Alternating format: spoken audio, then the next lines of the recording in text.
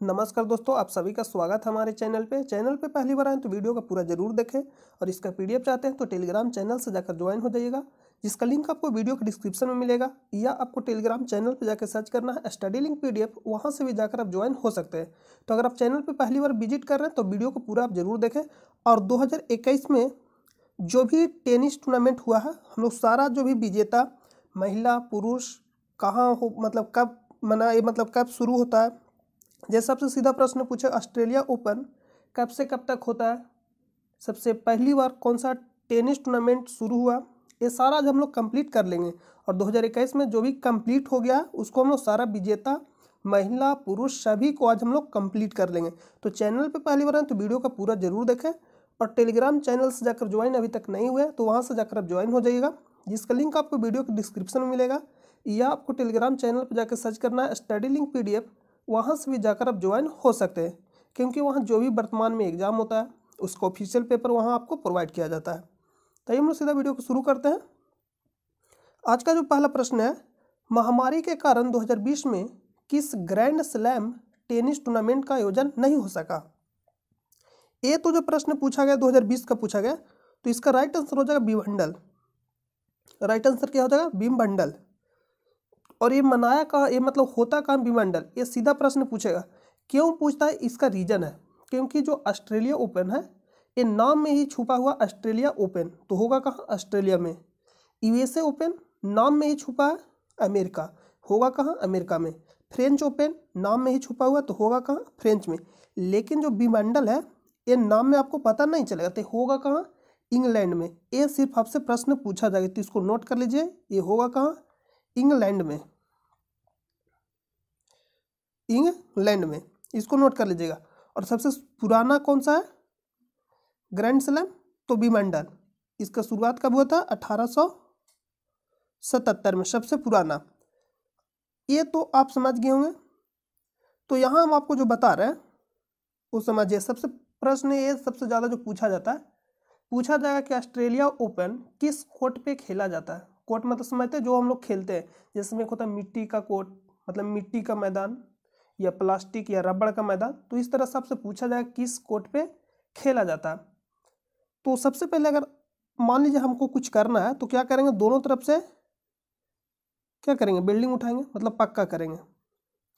पक्का करने के बाद मान लीजिए इसको में हम लोग को कुछ उपजाना है, तो पक्का करने के बाद बीच में मिट्टी डालेंगे, मतलब मिट्टी डाल दी इस तरह से। मिट्टी डालने के बाद क्या करेंगे, इस पे हम लोग घास उगाएंगे। जैसे मान लीजिए हम लोग को घास उगाना है तो दोनों तरफ से क्या कर देंगे, पक्का कर देंगे। किस लिए, क्योंकि मिट्टी भाग जाएगा, मिट्टी को बचाने के लिए हम लोग पक्का कर दिए। उसके बाद इसमें मिट्टी डालेंगे, मिट्टी डालने के बाद इसके ऊपर क्या करेंगे, घास उगा दें। तो जो इधर होगा क्या होगा, हार्ड कोट, मतलब दोनों तरफ से हार्ड। पक्का क्या होता है, हार्ड होता है, यानी हार्ड कोट।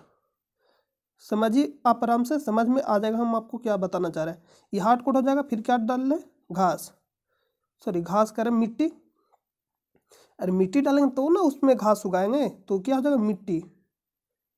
आपको थोड़ा भी कन्फ्यूजन नहीं होगा। और फिर क्या हो जाएगा, घास। तो आप हमें ये बताइए, जो सबसे शुरू में स्टार्ट होगा वो किस कोर्ट पे खेला जाएगा, हार्ड कोर्ट पे। और जो सबसे लास्ट में यानी समाप्त होगा वो किस कोर्ट पे खेला जाएगा, हार्ड कोर्ट पे। और ये दोनों के बीच में से हार्ड कोर्ट के बाद जो आएगा वो किस कोर्ट पे खेला जाएगा, मिट्टी के कोर्ट पे। और उसके बाद घास, यानी घास के, यहाँ पे लिख लीजिएगा घास। देखिए हम यहाँ पे लिख दे रहे हैं घास के मैदान, यानी घास कोर्ट पे, जिसको हम लोग क्ले कोर्ट बोलते हैं। क्ले मतलब क्या होता है, मिट्टी। या तो ऑप्शन है क्ले कोर्ट या मिट्टी का मैदान। तो क्या हो जाएगा, देखिए सबसे पहले हार्ड कोर्ट, उसके बाद जो हम लोग खेलेंगे मिट्टी का कोर्ट पर खेलेंगे, यानी क्ले कोर्ट। उसके बाद घास का मैदान, उसके बाद हार्ड कोर्ट। तो ये पता कैसे चलेगा कौन सा जो ग्रैंड स्लैम है वो सबसे पहले होता है। तो इसको समझने के लिए हम मैप का उपयोग करेंगे, जो आपको आसानी से याद हो जाएगा। यहाँ मैप का हम लोग यूज करेंगे, जो आपको क्या हो जाएगा, आसानी से याद हो जाएगा। यहाँ पे मैप, 1 मिनट, देखिए यहाँ पे मैप है, यहाँ समझिए। यहाँ ऑस्ट्रेलिया है, यहाँ क्या है, ऑस्ट्रेलिया। ऑस्ट्रेलिया में लिखिएगा जनवरी टू फरवरी, यानी ऑस्ट्रेलिया ओपन कब से कब तक होता है, जनवरी से फरवरी। ऑस्ट्रेलिया ओपन से शुरुआत होता है। तो सीधा प्रश्न पूछेगा जो ग्रैंड स्लैम है किससे, ओपन से शुरुआत, मतलब किससे, कहाँ शुरुआत होता है, ऑस्ट्रेलिया से, यानी ऑस्ट्रेलिया ओपन से। तो यहाँ जनवरी फरवरी क्या हो जाएगा, चलेगा। ऑस्ट्रेलिया ओपन कब से कब तक चलेगा, जनवरी टू फरवरी। उसके बाद हम लोग पूछेंगे कहाँ, फ्रेंच ओपन, यानी कहाँ पूछेंगे, फ्रांस। देखिए यहाँ फ्रांस आपको दिखाई दे रहा होगा, यहाँ फ्रांस है। तो फ्रांस जब आप यहाँ से जाइएगा, यहाँ ऑस्ट्रेलिया, यहाँ से यहाँ तक जाने में तो समय लगेगा। तो समय कितना टाइम लगेगा, 2 मंथ। तो 2 मंथ के बाद जनवरी फरवरी, और 2 मंथ लगेगा जाने में, यानी मार्च अप्रैल तो जाने में लग जाएगा। तो पूछेंगे कब, मई में, यानी मई टू जून। तो मई और जून में कहाँ होगा, फ्रेंच ओपन। उसके बाद फ्रेंच ओपन जैसे ही होगा, हम लोग सट्टे यहाँ पे ए आपका क्या है, इंग्लैंड है, यानी यूके है। तो यहाँ हम लोग पूछेंगे, तो यानी विंबलडन ओपन कब से कब तक होगा। देखिए यहाँ से यहाँ तक तो जाने में समय नहीं लगेगा, तो यहाँ मई से जून होगा, फिर यहाँ हम लोग जून में ही पूछ जाएंगे। तो जून टू जुलाई। यहाँ के बाद हम लोग चलेंगे ऑस्ट्रेलिया, और ऑस्ट्रेलिया कहाँ आपका, यहाँ। तो ऑस्ट्रेलिया जाने में कुछ समय लगेगा, तो मतलब थोड़ा समय लगेगा, तो जून जुलाई हो गया। और यहाँ फिर पूछेंगे अगस्त टू सितंबर। तो अब आपको समझ में आ गया होगा कि ऑस्ट्रेलिया ओपन कब से कब तक होता है, जनवरी टू फरवरी, यानी जनवरी फरवरी में होता है। उसके बाद French Open May to June, यानी मई जून में। और उसके बाद विंबलडन जून जुलाई। उसके बाद यूएसए ओपन यानी ऑस्ट्रेलिया ओपन अगस्त टू सितंबर। तो सबसे शुरुआत किस स्लैम से होता है, ग्रैंड स्लैम से, ऑस्ट्रेलिया ओपन। समाप्त जाके कहाँ होगा, यूएसए ओपन। यूएस ओपन पर जाकर समाप्त होगा। तो इसको याद रखिएगा, यूएस ओपन। तो हम आपको पता है जो शुरुआत होगा दोनों तरफ से हम लोग पक्का करेंगे। तो एक किस कोर्ट पे खेला जाएगा, हार्ड कोर्ट, यहाँ भी हार्ड कोर्ट। और यहाँ किस कोर्ट पे खेला जाएगा, क्ले कोर्ट, यानी मिट्टी के कोर्ट पे खेला जाएगा। और एक किस कोर्ट पे खेला जाएगा, घास के मैदान, यानी घास के मैदान पे। और इसकी जो शुरुआत है सबसे पहले 1877 में, विंबलडन ओपन। अब हम लोग चलते हैं प्रश्न पे। तो प्रश्न का तो आंसर हम आपको बता दिए, लेकिन जो 2021 में हुआ वो मोस्ट इंपॉर्टेंट है। जो अभी जो वर्तमान में एग्जाम हो रहा है उसमें आपसे क्या पूछा जाएगा, 2021 ऑस्ट्रेलिया ओपन महिला विजेता नाओमी ओसाका। और सीधा प्रश्न पूछा, नाओमी ओसाका कहाँ की खिलाड़ी है, जापान। और पुरुष में नोवाक जोकोविच, इसको नोट कर लीजिएगा, सर्बिया, नोवाक जोकोविच सर्बिया। यहाँ आपको याद करने में ज़्यादा दिक्कत नहीं आएगा। ऑस्ट्रेलिया ओपन पुरुष में, ऑस्ट्रेलिया ओपन, फ्रेंच ओपन और विंबलडन तीनों लगातार कौन जीता, नोवाक जोकोविच, जो कहाँ का प्लेयर है, खिलाड़ी है, सर्बिया का। सीधा प्रश्न पूछेगा। और नाओमी ओसाका महिला में, जापान। उसके बाद आता क्या, फ्रेंच ओपन। तो पुरुष में नोवाक जोकोविच हो जाएगा, महिला में बारबोरी क्रिशिकोवा, कहाँ का, चेक गणराज्य। नेक्स्ट है विंबलडन ओपन पुरुष में तो आपको मालूम है नोवाक जोकोविच जीतेगा, नोवाक जोकोविच। और महिला में एशले वार्टी, एशले वार्टी कौन जीतेगी, एशले वार्टी, यहाँ पे एशले वार्टी। और ये कहाँ का प्लेयर है, ऑस्ट्रेलिया। अब आता है अमेरिका ओपन, मोस्ट इंपॉर्टेंट, जो सबसे ज़्यादा यहाँ से प्रश्न पूछा जाएगा। क्यों, क्योंकि लगातार तीनों में महिला, पुरुष में कौन जीता, नोवाक जोकोविच, लेकिन इसमें चेंज हो गया। तो चेंज हो गया तो सबसे ज़्यादा प्रश्न यहाँ से ही पूछा जाएगा। अगर महिला में बात करें, एमा राडुकानु, नाम क्या है, एमा राडुकानु, कहाँ का है, और हराया किसको से प्रश्न पूछा जाएगा, फर्नांडिस, जो कनाडा का प्लेयर है। पुरुष में डेनियल मेदवेदेव, मोस्ट इंपॉर्टेंट, इसको स्टार लगाइए, डेनियल मेदवेदेव, डेनियल मेदवेदेव, जो कहाँ का प्लेयर है, रूस। हराया किसको, नोवाक जोकोविच। तो यहाँ सीधा प्रश्न पूछेगा, यूएसए ओपन के उप विजेता, पुरुष उप विजेता कौन है। तो नोवाक जोकोविच, और विजेता डेनियल मेदवेदेव। संबंध कहाँ से है, किस देश से, रूस। नेक्स्ट प्रश्न पे चलते हैं।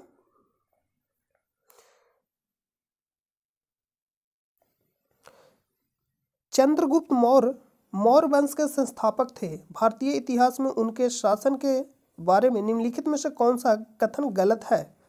गलत कथन आपको चुनना है। क्या चुनना है, गलत कथन।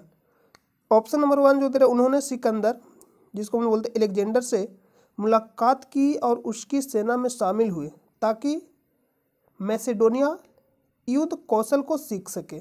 ये सही दे रहा प्रश्न। ये क्या है, ऑप्शन नंबर ए सही है। नेक्स्ट, बैरम खां उनका सबसे अच्छा सहयोगी, संरक्षक और मार्गदर्शक था। तो यहाँ पे अगर आप थोड़ा सा भी पढ़े होंगे, मुगल काल जो है, बैरम खां एक किसका संरक्षक था, अकबर। एक किसका संरक्षक था, अकबर। तो गलत ही चुना था, तो ऑप्शन नंबर बी क्या हो जाएगा, राइट हो जाएगा। और सीधा प्रश्न पूछा, अकबर, बैरम खां अकबर का संरक्षक था, इसको नोट कर लीजिएगा। और ये मोस्ट इंपॉर्टेंट है, चंद्रगुप्त मौर्य को पहले अखिल भारतीय साम्राज्य की स्थापना का श्रेय दिया जाता था, ये भी सही है।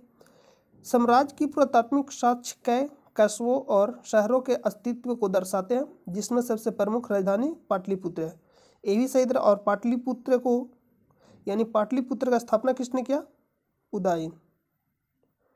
पाटलिपुत्र का स्थापना किसने किया, उदयन।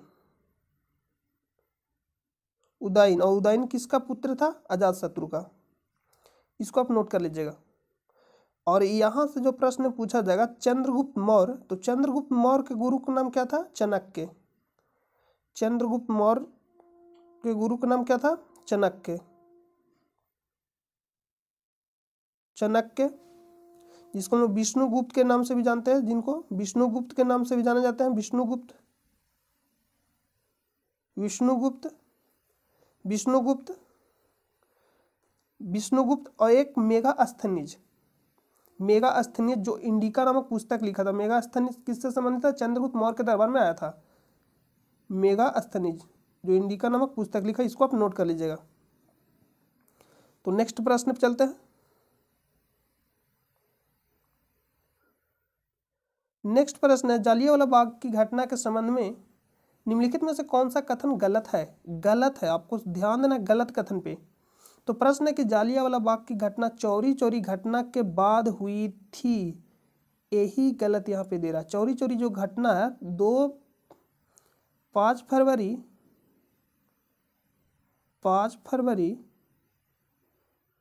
1922 को हुआ, 5 फरवरी 1922 को हुआ। और जो जालियांवाला बाग हत्याकांड है कब हुआ, 13 अप्रैल 1919 को। देखिए यहाँ पे दिया गया 13 अप्रैल 1919 को। तो ये आपको डेट मालूम है तो इसको आप कर लीजिएगा। और इसी घटना के कारण महात्मा गांधी ने असहयोग आंदोलन को वापस ले लिया था। किस घटना के कारण, चौरी चौरा घटना के कारण। तो सीधा प्रश्न पूछेगा, महात्मा गांधी ने असहयोग आंदोलन को वापस ले लिया, किस घटना के कारण, चौरी चौरा घटना। ये कब हुआ था, 5 फरवरी 1922 को। तो ये गलत हो जाएगा। यहाँ प्रश्न बोल रहा है ऑप्शन में कि जालियांवाला बाग की घटना चौरी चौरी घटना के बाद हुई थी, नहीं पहले हुआ था। तो ऑप्शन नंबर ए गलत है, गलत ही चुना था, तो ऑप्शन नंबर ए आपका राइट हो जाएगा। नेक्स्ट है ऑप्शन अगला पढ़ सकते हैं कि यह घटना 13 अप्रैल 1919 को हुई थी, सही दे रहा। जब जनता जालियांवाला बाग में एक सभा में एकत्रित हुए थे, ये भी सही दे रहा। बाकी जो दिया गया सभी यहाँ पे सही दिया गया। जो ऑप्शन नंबर 4 दिया गया यानी डी, ब्रिगेडियर जनरल डायर ने बिना किसी के सूचित किए एकत्रित लोगों पर गोलियां चलाई थी। तो यहाँ से प्रश्न में कंफ्यूजन होता है कि ऑर्डर किसने दिया और चलाया किसने। प्रश्न में आप क्या कंफ्यूजन करिए, पूछा जाता है कि गोली किसने चलाया और गोली चलाने का आदेश किसने दिया, यानी ऑर्डर। तो एक है जनरल ओ डायर, एक है general R Dyer. General O Dyer, यहाँ पे हमको colonel R Dyer, colonel R Dyer. देखिए यहाँ पे colonel R Dyer, colonel R Dyer, R Dyer. तो ऑर्डर कहने का मतलब किस से स्टार्ट होगा, ओ से। जब हम लोग ऑर्डर लिखेंगे तो ओ से लिखेंगे। तो आपसे अगर प्रश्न पूछेगा ऑर्डर किसने दिया यानी आदेश, तो जनरल ओ डायर। गोली चलाया किसने, तो कर्नल आर डायर, चलाया आदेश। तो जालियांवाला बाग हत्याकांड में गोली चलाने का आदेश किसने दिया यानी ऑर्डर किसने दिया, जनरल ओ डायर। चलाया किसने, कर्नल आर डायर। तो ये मोस्ट इंपॉर्टेंट प्रश्न है, जो हम आपको बता रहे हैं ये आपको बहुत ही किताब में मिलेगा ही नहीं, यानी मोस्ट इंपॉर्टेंट, इसको आप नोट कर लीजिएगा। नेक्स्ट है, निम्नलिखित में से कौन सा आचार के लिए एक अच्छा परिरक्षक नहीं है। नहीं है, नहीं है, नहीं पे आपको ध्यान देना खासा कर। खास करके इस पे ध्यान देना, नहीं पे। तो नहीं पे ध्यान देना है। 1 मिनट देखिए, तो यहाँ पे नहीं पे आपको क्या करना है, ध्यान देना है। तो यहाँ नमक है, अगर आप अचार बनाते हैं तो नमक नहीं डालिएगा तो खराब हो जाएगा। सोडियम मेटाबाइसल्फाइड, ये भी है। सोडियम जब भी होगा तो सोडियम हम लोग परिरक्षक में, मतलब यानी सुरक्षा के लिए करते हैं किसी चीज़ को। जो अचार आपका हो गया खट्टा पदार्थ, उसको सुरक्षा के लिए हम लोग करते हैं सोडियम का उपयोग, यानी सोडियम मेटाबाइसल्फाइड ये भी होगा। और अचार में अगर आप नमक नहीं डालिएगा तो खराब होना निश्चिंत है, तो ये भी होगा। Sodium benzoate most important. परिरक्षक में हम लोग किसका उपयोग करते हैं सबसे ज़्यादा, सीधा प्रश्न पूछेगा तो ए ऑप्शन में आपको जरूर मिलेगा। तो परिरक्षक में सोडियम बेंजोएट, तो ये भी राइट होगा, ये भी राइट होगा। लेकिन अगर आप मिर्चा, जिसको बोलते हैं काली मिर्च, अगर मिर्च यानी नहीं डालते तो भी खराब नहीं होगा। अचार बनाइए और उसमें मिर्च नहीं डालिए तो खराब नहीं होगा, लेकिन नमक नहीं डालिएगा तो खराब हो जाएगा। तो नहीं यानी ऑप्शन नंबर डी। नेक्स्ट है, निम्नलिखित कथन दिए गए विकल्पों में से किस नियम पर लागू होता है। किसी भी ग्रह को सूर्य से जोड़ने वाली रेखा द्वारा समान समय अंतरालों में तय किया गया क्षेत्रफल समान होता है। केपलर द्वारा कुछ नियम दिया, ग्रहों का नियम। ग्रहों का नियम किसने दिया, केपलर ने। सीधा प्रश्न पूछेगा, ग्रहों का नियम किसने दिया, केपलर ने दिया था। ग्रहों के लिए केपलर ने कितने नियम दिए थे, 3। कौन कौन सा नियम था, कक्षा का नियम, क्षेत्र का नियम, परिक्रमण काल का नियम। कक्षा का नियम ये बताता था कि कोई भी ग्रह सूर्य के चारों ओर तरफ दीर्घवृत्ताकार कक्षा में चक्कर लगाता है। मोस्ट इंपोर्टेंट, सीधा प्रश्न पूछा, कोई भी ग्रह सूर्य के चारों ओर किस वृत्ताकार पथ पे चक्कर लगाता है, तो दीर्घवृत्ताकार कक्षा में चक्कर लगाती है, जिसके फोकस पर क्या होता है, सूर्य होता है। और क्षेत्र का नियम था कि कोई भी ग्रह अगर सूर्य के चारों ओर चक्कर लगाता है तो वह समान समय में समान क्षेत्रफल तय करता है। और एक था परिक्रमण काल का नियम। इस नियम के अनुसार परिक्रमण काल टी यानी टी का वर्ग सूर्य से मात्र दूरी आर के घन का समानुपाती होगा, यानी टी का वर्ग सूर्य के मध्य दूरी घन के समानुपाती होगा। तो ये उतना खास नहीं है, लेकिन आप 1 और जो पहला है और दूसरा नियम याद रखिएगा। एक जो प्रश्न पूछेगा, जो कोई भी ग्रह सूर्य के चारों ओर चक्कर लगाता है किस पथ पे, दीर्घवृत्ताकार। कोई भी ग्रह सूर्य के चारों ओर दीर्घवृत्ताकार कक्षा में चक्कर लगाता है, यह बात कोपरनिकस ने की थी। यह बात कोपरनिकस ने कही थी, लेकिन इस बात को ग्रहों का नियम देखकर केपलर ने साबित किया। तो प्रश्न पूछेगा कि कोई भी ग्रह सूर्य के चारों ओर दीर्घवृत्ताकार कक्षा में चक्कर लगाता है, यह बात किसने कही थी, कोपरनिकस। सत्यापित किसने किया, केपलर ने किया, ग्रहों का नियम देकर। अब हम लोग प्रश्न पर चलते हैं। प्रश्न है कि किसी भी ग्रह के सूर्य से जोड़ने वाली रेखा द्वारा समान समय अंतराल में तय किया गया क्षेत्रफल समान होता है। तो जैसे ही क्षेत्रफल की बात आएगा तो क्या हो जाएगा, क्षेत्रफलों का नियम, ऑप्शन नंबर सी। नेक्स्ट है, भारतीय स्वतंत्रता संग्राम के संदर्भ में निम्नलिखित में से कौन सा कथन गलत है। तो गलत पर आपको ध्यान देना है। 1857 के विद्रोह को पहला स्वतंत्रता संग्राम माना जाता है और इस समय के वायसराय कौन था, लॉर्ड कैनिंग। भगत सिंह, सुखदेव और राजगुरु को मार्च 1931 में फांसी दी गई थी, ये भी सही दे रहा। साइमन कमीशन 1928 में बॉम्बे पूछा, यानी भारत आया, ये भी सही दे रहा। और बनकर तैयार कब हुआ था, 1927 में। भारत कब आया, 1928 में।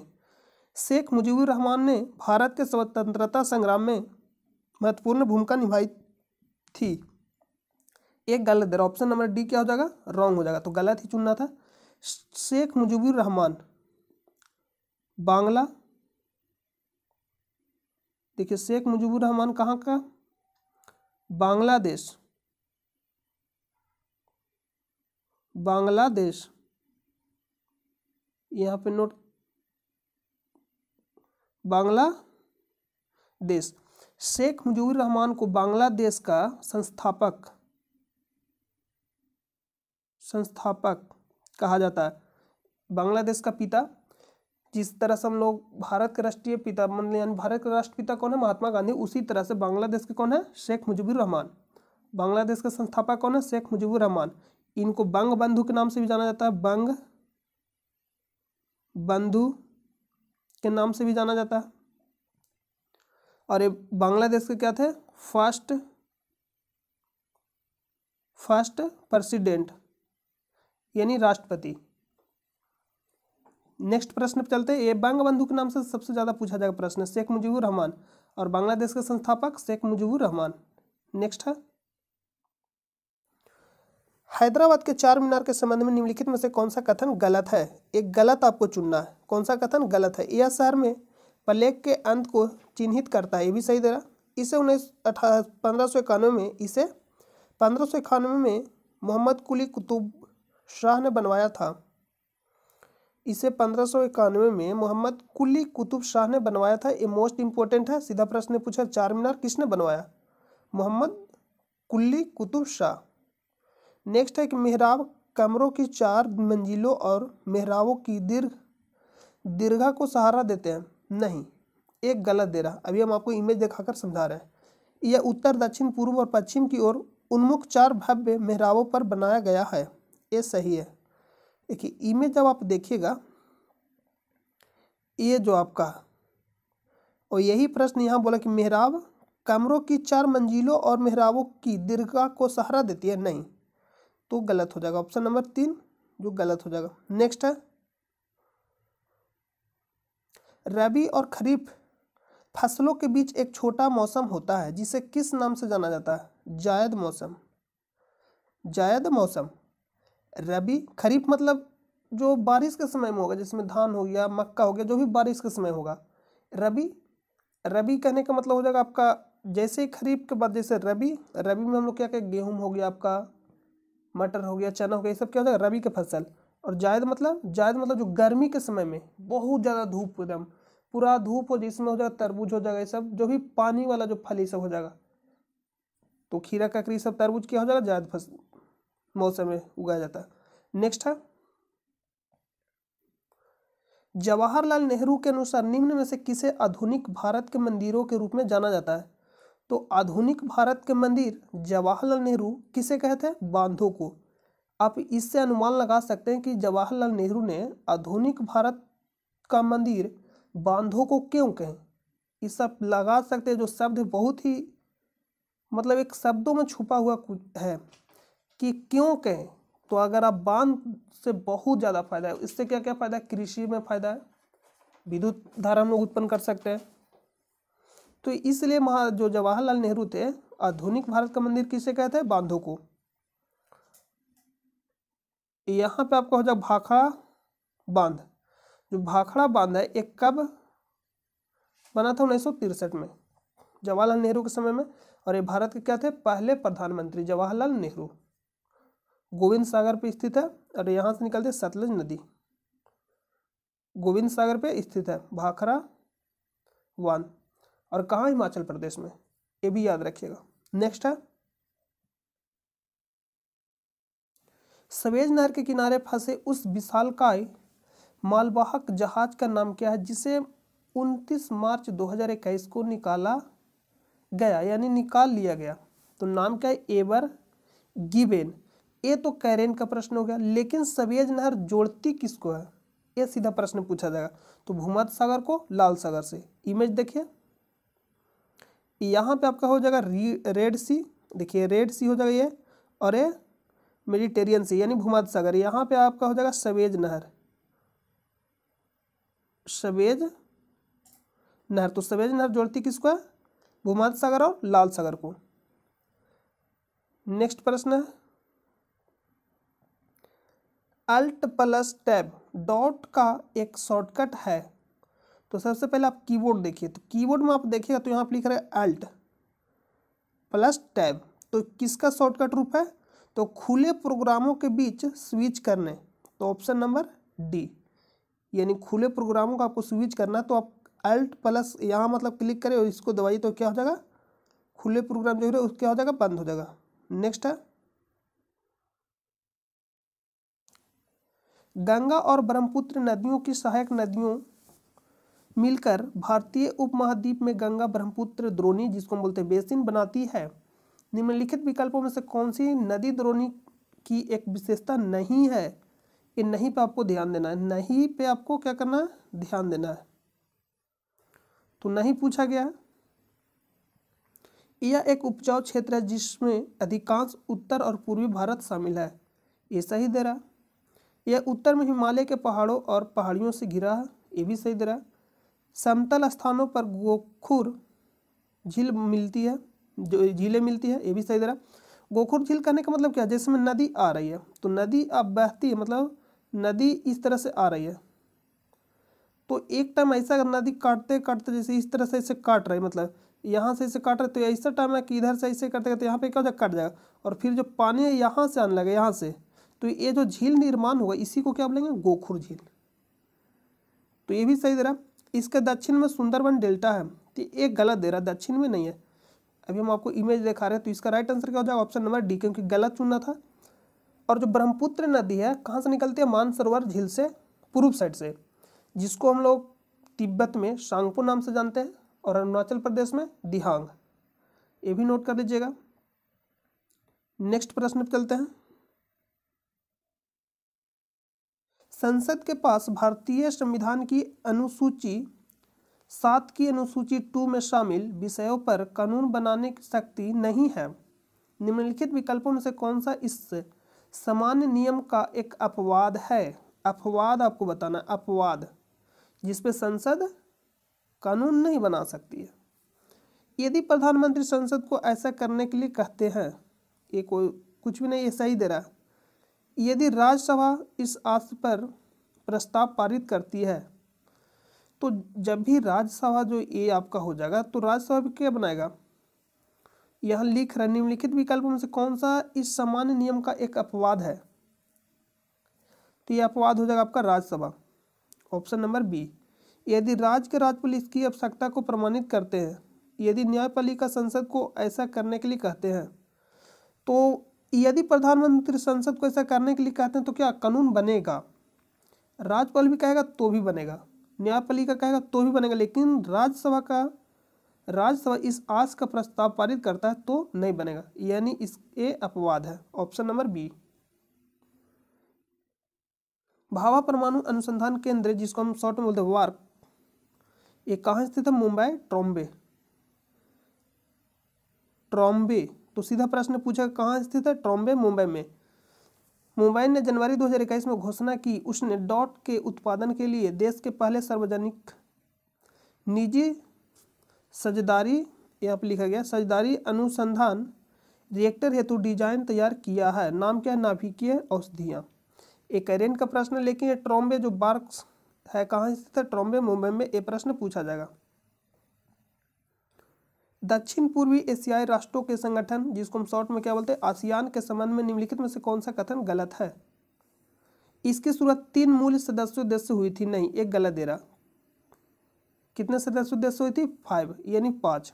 इसकी जो शुरुआत हुई थी 5 मूल सदस्य देशों से हुई थी, लेकिन यहाँ दे रहा 3, तो यानी ऑप्शन नंबर ए राइट हो जाएगा, गलत ही चुनना था। बाकी दर आसियान की स्थापना 8 अगस्त 1967 को बैंकॉक में हुई थी। बैंकॉक घोषणा पत्र के द्वारा किया गया था इसका स्थापना। तो ये सही दर सीधा आपसे स्थापना पूछा, स्थान का आसियान का स्थापना कब हुआ? 8 अगस्त 1967 को। और इसका मुख्यालय कहाँ स्थित है? जकार्ता, इंडोनेशिया में।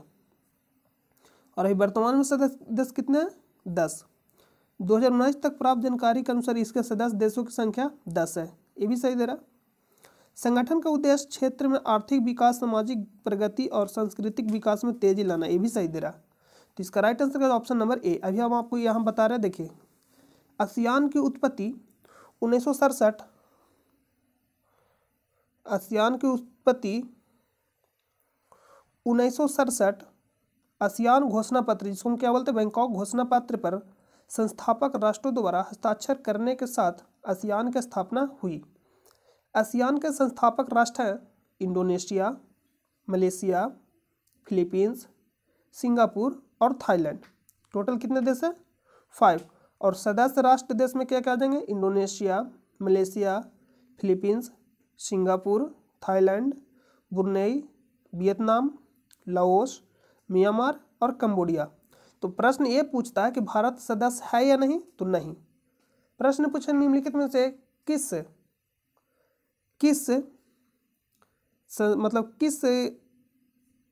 राष्ट्र का या संगठन का भारत सदस्य नहीं है? तो आसियान, ऑप्शन में जरूर रहेगा। यह प्रश्न पूछेगा कि भारत आसियान का सदस्य है या नहीं, तो क्या होगा? नहीं। नेक्स्ट प्रश्न पे चलते हैं। निम्नलिखित में से कौन सा राष्ट्रीय राजमार्ग NH पुणे और हैदराबाद को जोड़ती है, यानी जोड़ता है? तो इसका राइट आंसर क्या हो जाएगा? NH9। और सबसे लंबा नेशनल हाईवे NH44। NH44 जो श्रीनगर से कन्याकुमारी तक है, NH44। नेक्स्ट है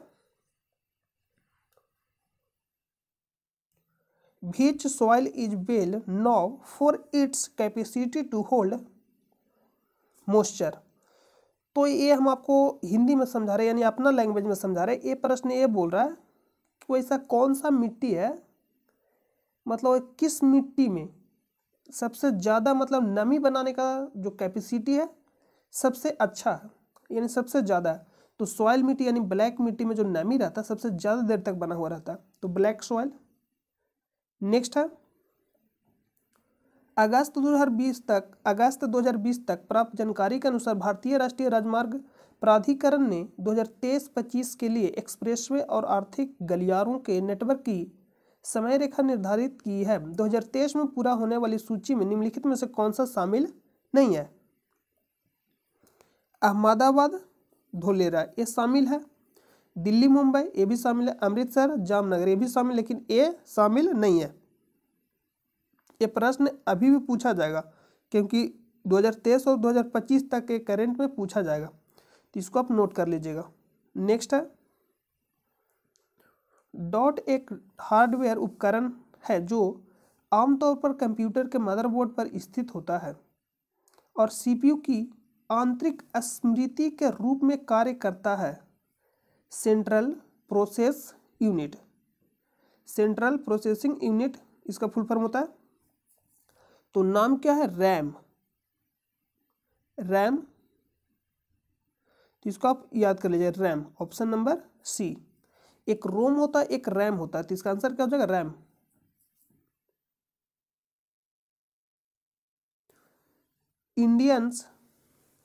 इंडिया लिमिटेड, देखिए यहाँ पे लिखा गया इंजीनियर्स इंडिया लिमिटेड के संबंध में निम्नलिखित में से कौन सा जानकारी गलत है?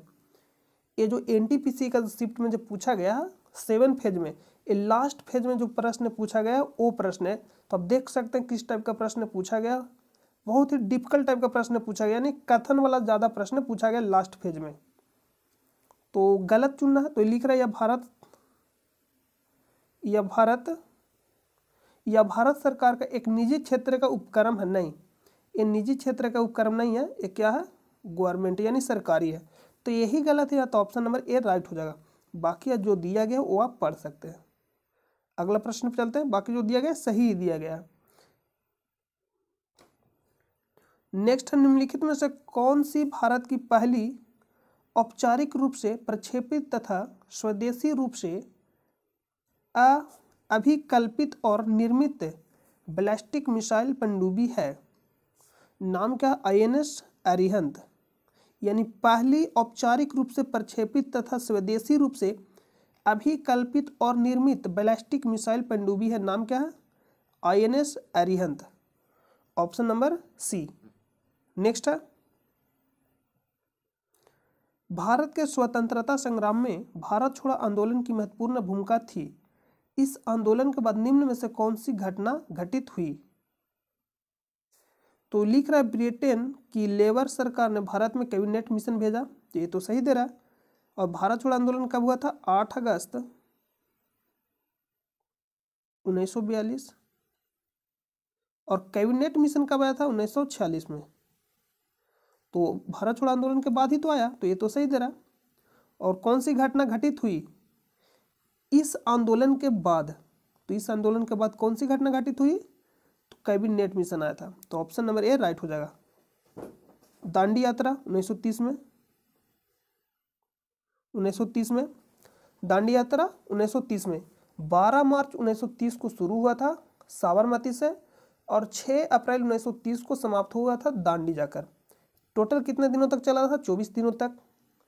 दूरी पूछेगा यानी डिस्टेंस, मील में पूछेगा 40 मील, किलोमीटर में पूछेगा 385 किलोमीटर। तो इसका राइट आंसर क्या हो जाएगा? Option number A. नेक्स्ट प्रश्न है। नेक्स्ट प्रश्न समाप्त हो गया। तो हम उम्मीद करते हैं कि आपको यह वीडियो पसंद आया होगा, और चैनल पे पहली बार है तो चैनल को सब्सक्राइब कर ले और अपने दोस्तों पास भी शेयर कर दें। और चैनल पे पहली बार है तो चैनल को सब्सक्राइब करें या ना करें, लेकिन टेलीग्राम चैनल से जाकर जरूर ज्वाइन हो जाए, क्योंकि वहाँ जो भी वर्तमान में एग्जाम होता है उसका ऑफिशियल पेपर आपको वहाँ प्रोवाइड किया जाता है। तो वहाँ से जाकर आप ज्वाइन हो जाइएगा, जिसका लिंक आपको वीडियो के डिस्क्रिप्शन में मिलेगा, या आपको टेलीग्राम चैनल पर जाकर सर्च करना है स्टडी लिंक PDF, वहाँ से भी जाकर आप ज्वाइन हो सकते हैं। मिलते हैं नेक्स्ट वीडियो में, तब तक के लिए नमस्कार।